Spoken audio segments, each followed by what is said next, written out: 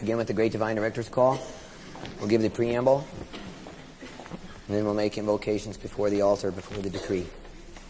Great Divine Director's Call together. In the name of the Christ, I call to the Great Divine Director.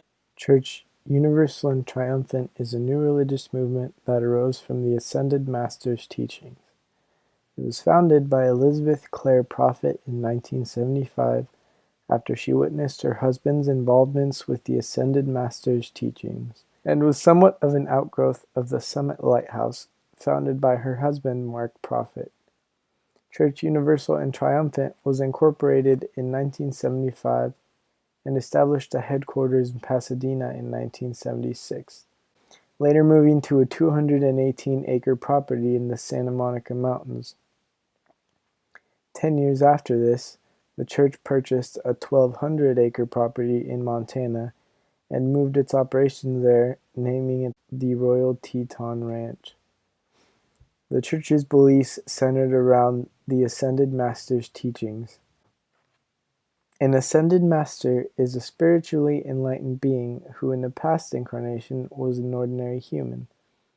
These masters were numerous and included El Moira, who was embodied as the patriarch Abraham, Paul the Venetian, who lived as an Incan artist whose paints did not fade, and even Jesus, who was believed to have lived as Adam, Enoch, Joshua, Elijah, and Joseph of Egypt. Mary was believed to be an Ascended Master that before she was born volunteered to give birth to Jesus.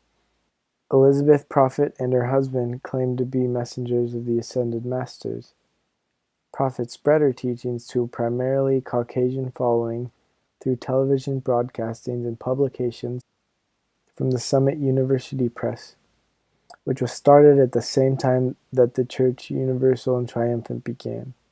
I am on fire to restore to each and every one whom I meet the lost teachings of Jesus that have not been told in 2,000 years, because the church fathers who put together the canon in 367 decided to leave out the Gospels that were inconsistent with their brand of orthodoxy.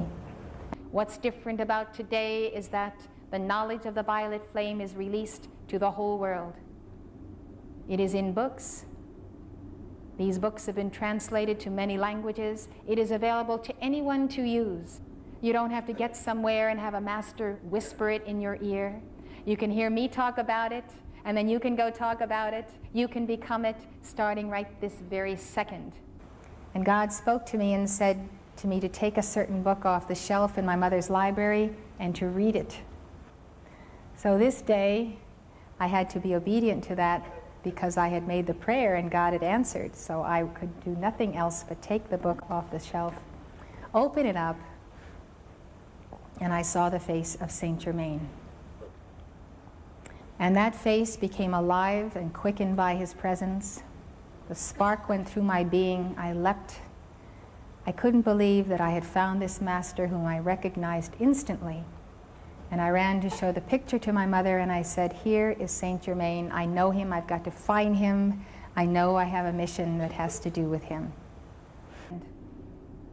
Those 7 chakras represent 7 planes of God's being in you, 7 ways you experience God. The organization became controversial in the 1980s when they predicted a heightened danger of nuclear war and urged members to build fallout shelters, supplying them with food and water, and even going as far as to purchase and stock firearms. Illegal weapon purchases at this time put the organization in some legal trouble. These events disillusioned some of the members. Sincere. I think she believes that she is a deity, that these masters speak through her, but a lot of their prophecies are based on dictations from Jesus, Buddha, Mother Mary, masters that we may identify with. And financial troubles caused the church to have to sell some of their land holdings and to restructure and re-centralize. Today, the organization exists in conjunction with its parent organization, Summit Lighthouse. Unbiased estimates of their membership today are around 50,000, which includes international members. Church Universal and Triumphant remains a significant presence in the areas surrounding its headquarters, but has declined elsewhere. Elizabeth Prophet retired in 1999 from the organization and handed over control to a board of directors due to having an advanced case of Alzheimer's. The organization has developed a mechanism to recognize future messengers, and though several former members have claimed to be messengers of the Ascended Masters, none have been formally recognized by the Church. If you would like to learn more about the Church Universal and Triumphant, you can watch Violet Flame, a documentary made by Brenda Hutchinson, whose sister's involvement in the church prompted her to enter it and investigate its operations. Or you can visit summitlighthouse.org and learn more about the beliefs of the Ascended Masters. The end.